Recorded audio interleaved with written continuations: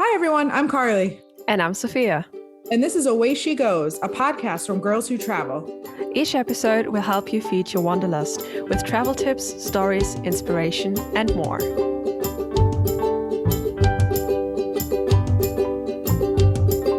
Away she goes.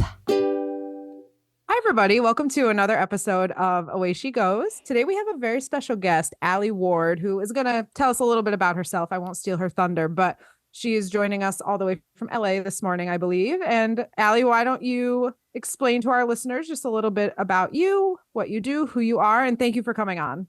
Well, first of all, girls, thank you for having me. It's an absolute pleasure because I've followed you girls, love all the tips and tricks, and I'm just excited to be on. So, yay! But I am originally from Liverpool, UK, but I am currently, as you said, based here in Los Angeles. I am now here living and working as more of a TV host, but predominantly my career has been all about singing, which has made me travel basically the world with my microphone. And I've had the opportunity to see some incredible places whilst working, in quote. But I just love to travel. I love to just get up, pack my suitcase and go wherever, whenever and wherever I can. I just love to travel. So that's why I love the podcast. We love to travel too. Yes. But we don't get to do it for a living as much, sadly. I have to be honest. What year are we in? 2024. I started my travels 13 years ago. Once I finished university, my first job was actually singing on a cruise ship. So I was the lead singer in a show and I traveled. And then after that, I did my own solo show. So the reason for all the travel is my home was floating in the middle of the ocean and waking up every day, stopping in a new place. In the last year or two, I no longer do that as my job because now I'm here in Los Angeles doing more TV stuff.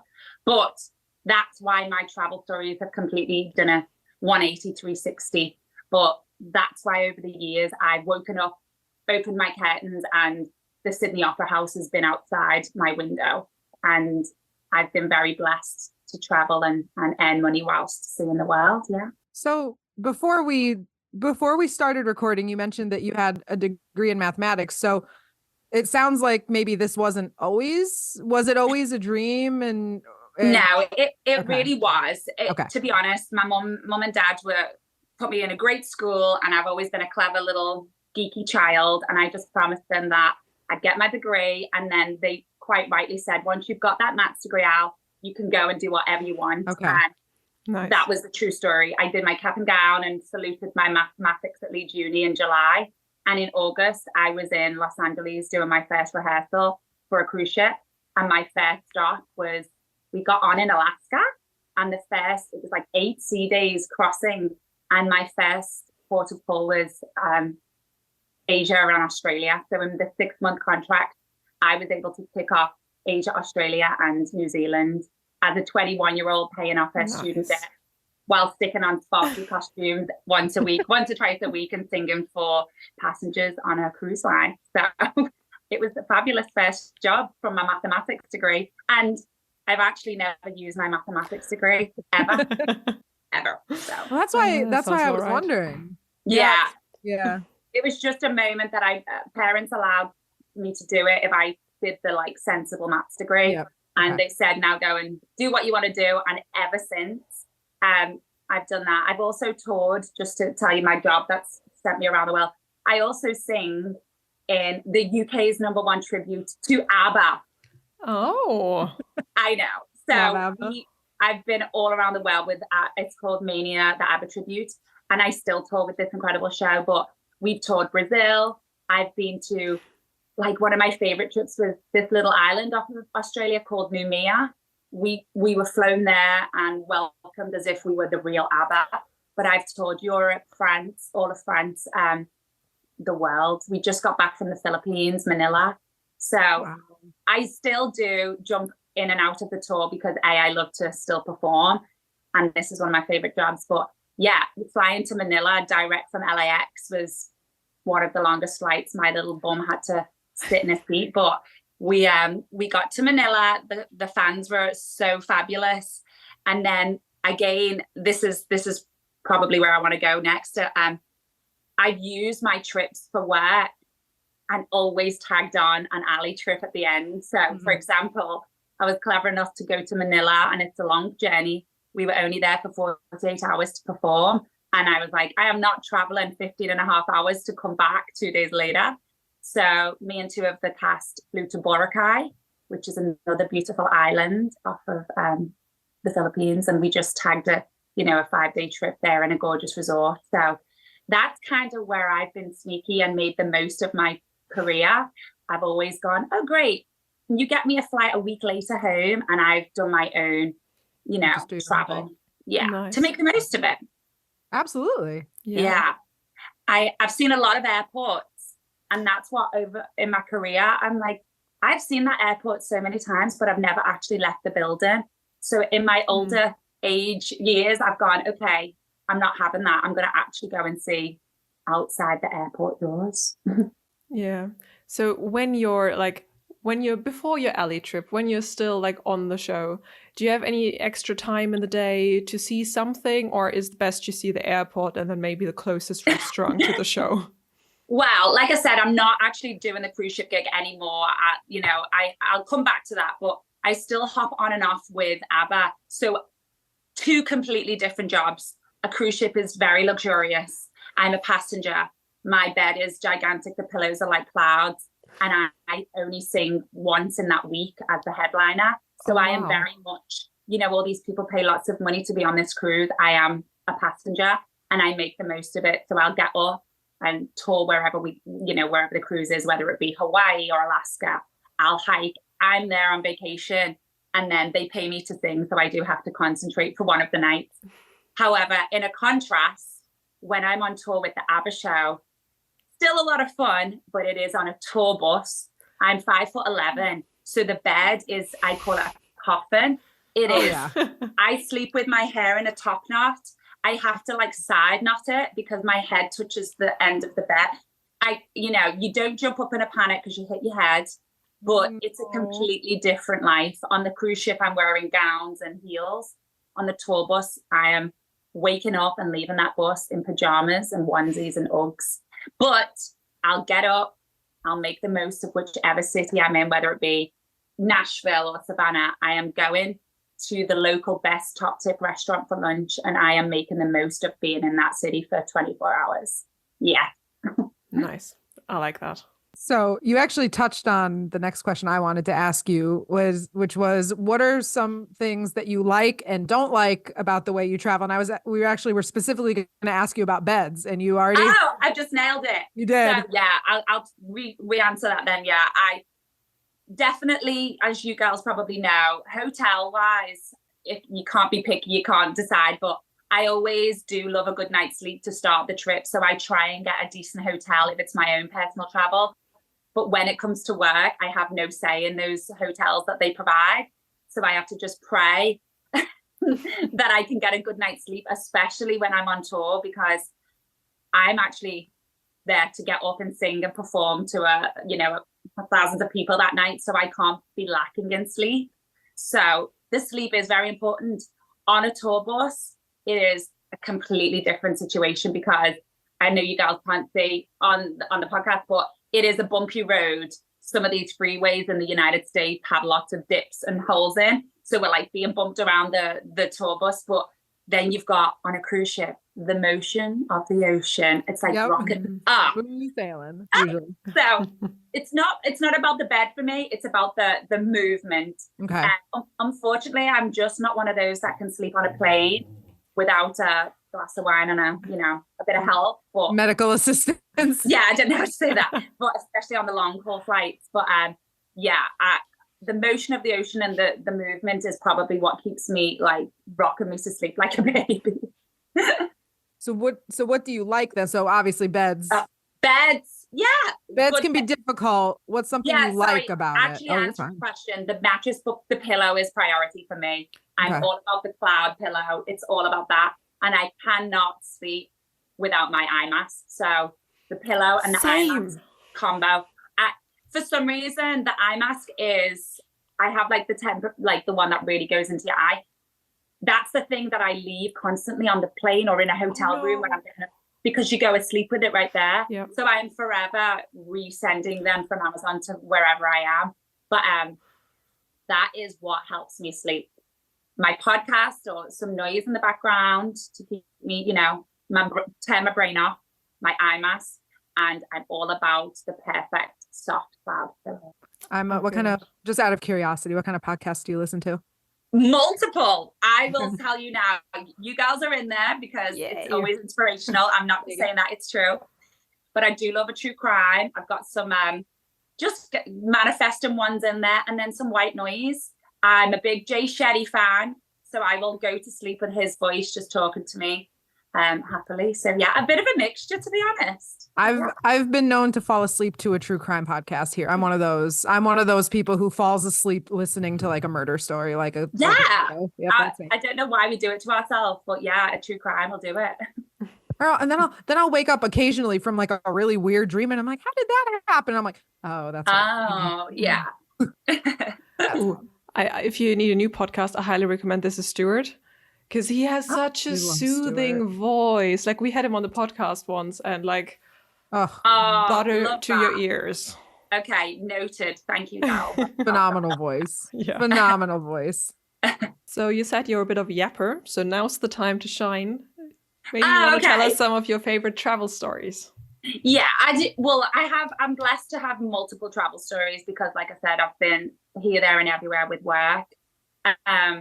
Now, with me not traveling as much for work, it's different now because I am booking trips for myself, and that's what gets me excited. I love finding a good deal. I love finding the right price for my, flight there, and I love being able to pick the places that I'm going now because, again, I'm very lucky to have been everywhere with work, but now I'm picking my trips. So right now, my advice to girls and what I want to put out there is, if there's trips that you've had on your to-do list, I don't know if it's an age thing, I'm 37, but now I'm starting to tick off those trips that I've been dreaming of doing because why the hell not? YOLO. That's why I'm like, it's now become a mission of mine to see the places. So recently I just went to Japan solo because I hadn't seen Tokyo, and I just thought, I'm going. I had a week. I booked the hotel right off Shibuya crossing. I booked the experiences. Airbnb does some great experiences on their site, and I was advised by some influencers to go here, there, and everywhere, and I literally did everything that I set out to do on my to-do list. Very jet lagged, lacking in sleep, but from the robot cafe, I sat solo and had a full-on meal with the robot delivering it, to I had a experience of wearing a traditional kimono and one of these ladies walking me around and taking me to one of the shrines, and I ate every sushi that was available to me because I could and I wanted to. And that's the thing these days. I just want to go and tick off some of my dreams. And I've done some trips in the past. I will make a note of saying that I was with my ex and I had like a dream trip to, for example, ABBA. I wanted to go to Sweden and I booked an ABBA hotel and we went to the ABBA museum. And I guess for me, I was so excited.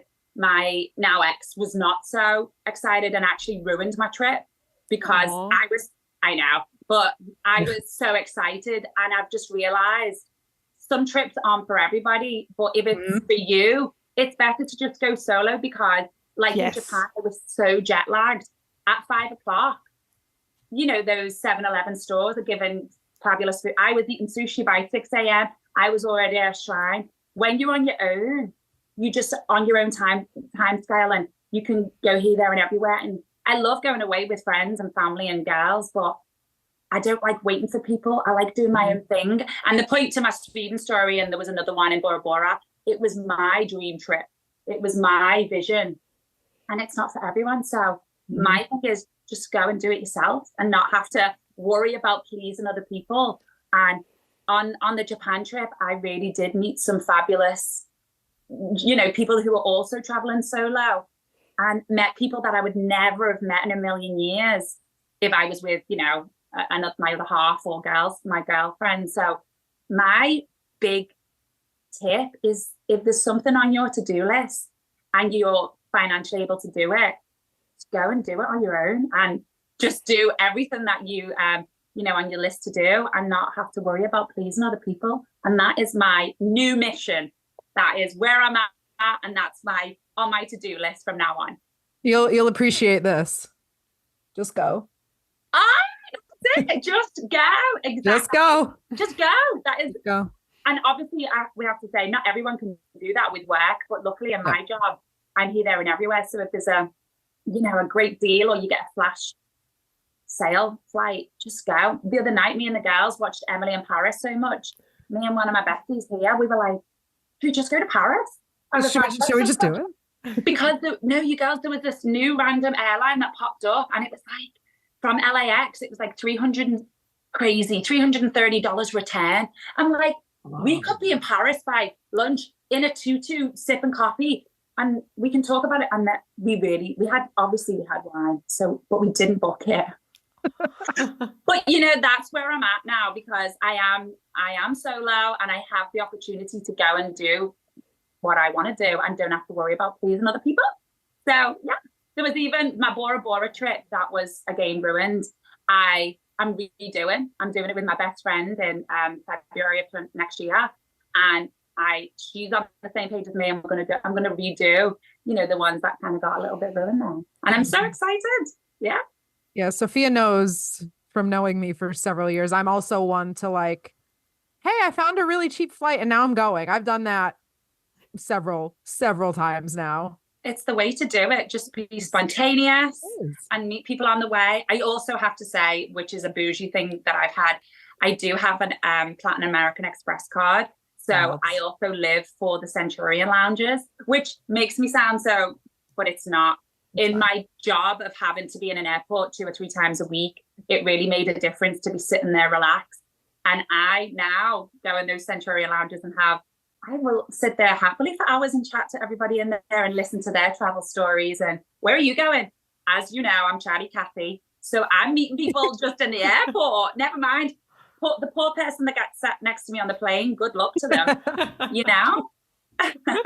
Yeah, I'm chatty too. So I like when I'm next to somebody who's chatty, because then I can sit there and yap for however long. But I'm usually next to people that are quiet, and I'm like, okay, well, here's a really random twist to my travel story. I am petrified of flying. Really? True story. I just hate turbulence. My butt cheeks hurt by the end of the flight. So that shows how much I love to travel, that I will go all over the place and have anxiety for 15 hours on the plane. I just don't like the turbulence. So when we're dropping and stuff, but that's how much I love to go and see the world, that I put myself on these flights, and I'm a hot mess the whole way till I'm there. So wow, that was a twist. That was a twist, girls. But that's why I now think about the poor person that sat next to me, because I have been known to grab strangers' hands. When I'm there, I will cry, we'll talk, and then I start to talk really fast because I panic. So yeah, you don't want to be sat next to me on a plane. Yeah, well, that was a plot twist I was not expecting. I know, I wasn't expecting it. Because literally since I'm 37, so for the last 16 years, up until the last year or 2 in LA, my job has been on flights, 2 or 3, 4 flights a week for all those years. And I've not got any better, no matter how many pilots I chat up and they tell me the same story. It's like speed bumps in the air. I'm like, I don't believe you. I don't get it. They all say that. Just think of speed bumps, the bumps. But hey, maybe with my older age, that'll change too. Fingers crossed. Well, we do have an episode about the fear of flying, but fair warning, it might also put you to sleep, because he also has a very soothing voice. Oh, really? That's hilarious. But yeah, I have, honestly, the amount of people that have tried to talk me down and tell me it's okay. The minute I'm in the sky and there's a dip, yeah, it all goes out the window, literally. So being that you've traveled so much, obviously you have a lot of really great stories. I'm sure you also have maybe some nightmare stories as well. Do you have any that you want to share? again, I've been lucky to travel. It's all been bliss. Besides my anxiety attacks every flight, one of my most stressful travel stories today is because of how many trips I've done. You've probably heard this story before, but I was actually flying to South Africa, Johannesburg, and I was actually going to perform in a concert. And I flew Las Vegas to New York, and then the flight with South African Airlines is always an 11 a.m. from JFK straight to Johannesburg. So I got from Las Vegas on that red eye. So I've already got the red eye. I'm in New York, and I just remember there was like a few hours. You know, you land at like 6 a.m., 5:30. There's a lot of hours to kill. So I had some breakfast, and I finally just strolled to my gate, ready for this big flight to Johannesburg, super excited. And I'll just never forget the moment that the man at the gate took my passport to do the general check-in. And then he handed me back and said, "I'm so sorry, you can't get on this flight. You don't have a blank page left. Sorry, 2 blank pages in your passport." And I'm like, and this is because now you know how much I've traveled. I've obviously, the stamps are everywhere. He basically was like, South Africa require not 1, but 2 blank pages. And there I am, ready for my flight. And they let me on. I was going for a concert, but also I'm freaking out. Like, I need to get on this flight. And then I remember I had visas in there, you know, wherever I've been. I was trying to rip the visa out, and he was like, just looking at me like, no. And then the lady who was the head of South African Airlines was so friendly and lovely. It was not long after the World Cup football had been there, and she said, yeah, I had to turn away so many people because South Africa, when you arrive, it's one of the requirements. Well, in that, I had a panic, a meltdown. I just can't tell you how many tears I cried, because what on earth to do? And she said to me, well, do you have another passport? But in my hysterics, I was very hyperventilating, panicking. I just remember thinking, no. And I'm originally obviously born and raised in the UK. But when she asked me, do you have another passport? I was like, yeah, actually, I do have another passport. It's in the top drawer in my house in Las Vegas. But here's the thing. My dad is from Ireland. And just in one of his funny nights, one night, he said to me, you should have your Irish passport. And me and my sister always said, well, okay, Dad, but not that important. It's like, it's not going to do anything for me. Irony. This is 2015. And I was just like, okay, yeah, I do have a passport. I've never used it because when it comes to immigration in the airport, I'm so scared of those people. They're so strict. They're so stern.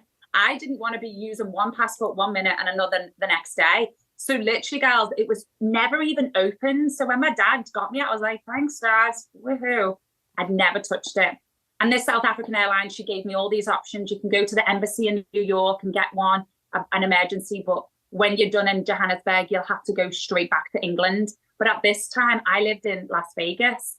And just to add to the twist, my sister was about to get married and I was the maid of honor, and my bridesmaid's dress and all of her shoes and all these important items were in Vegas. So I could not do that. I had to get this. It was the only option. So magically, I had the passport overnighted to JFK for the attention of South African Airlines head of. She was so nice. I had to get a hotel. I stayed, right by the airport. I cried all night long, praying that again, it would be in time for that same 11 a.m. the next day. I'm at the airport at like 8:30 waiting. Nothing's turned up. Waiting. People are checking in. And they're like, nothing's come. Freaking out. It was like something off a movie. I felt like it was slow motion. I saw this UPS man walking towards my Irish passport just in the nick of time, arrived to board the South African Johannesburg flight the next day. And it was like the freakiest moment. I was so relieved, got my Irish passport. And then obviously that flight, that was probably one of my most relaxed flights, even though it was long, because I was so happy. I finally got this passport. And then you better believe when I arrived in Johannesburg, I was like opening that passport thinking, I passed it to him like, you better stamp this passport. And to this day, I love giraffes. I had a cap on that said, I love giraffes. The man looked at me and said, oh, giraffes. I like giraffes. Have a great. He didn't even look or stamped my passport. And I'll No. never look back anymore. So all that stress, I True. understand that countries have those rules, but the fact that the man barely glanced down, was more happy about my giraffe cap and didn't put a single stamp in this passport that I just paid for a hotel and a overnight, the anxiety that it caused. I would have screamed. I was Yeah. livid. The only consolation I will say is, again, I was relaxed on the flight. I then had a Brazil tour in the October, like a month or two later. And it was the exact same. I believe there are 6 or 7 countries, maybe more now, that have this weird rule of having 2 blank pages. And because of this incident with South Africa, I carry my English and Irish with me. And this happened. It happened to me twice in the space of 2 months, but I luckily had the Irish ready to go. And you better believe my dad loves this story, because he's like, remember when I sent for that Irish passport? And now, of course, the UK passport not being in the European Union, and that Irish passport is gold now. So Yeah. my nightmare story, I guess, gives props to my little leprechaun dad in Liverpool that on his own got me my Irish passport, and it has saved my ass. Nice. I think that's quite a nice ending to the Okay. episode. This thriller with a happy ending. I know. So is there anything yeah. else that you want to add for the listeners? And then, of course, let them know where they can find you online.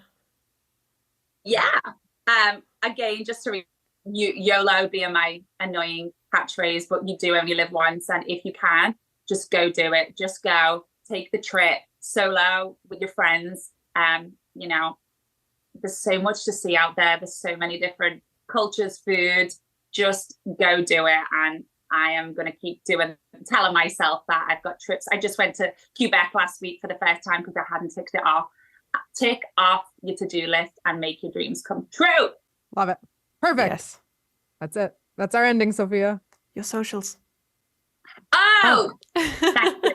And then follow me. I'm literally getting off this podcast and going on a trip straight away with my girlfriend. And I always update my story with all of my travels. So find me at Ali Ward, ALIWARD.LA, and see where I'm going next. Follow me. That's all for this episode. If you'd like more Away She Goes in your life, make sure to stop by girlswhotravel.org/podcast. That's where you can fill out a form if you're interested in being a guest on the show. You can also write to us at awayshegosgwt@gmail.com, or leave us a message on our Google voicemail from any phone or computer at 1-563-503-6323. To follow our adventures, you can follow me on Instagram. I'm at Carly Sees the World. Carly is spelled Carli. You can also follow me at Sophia AEZ, Sophia with a PH. Away She Goes is part of Girls Who Travel, a community dedicated to radically redefining travel to be inclusive, sustainable, and empowering. You can learn more about GWT, find travel tips and support, shop travel-themed items made by GWT members, and join our Facebook group with nearly 100,000 women all around the world at girlswhotravel.org. We can't wait to connect and explore with you. Away she goes.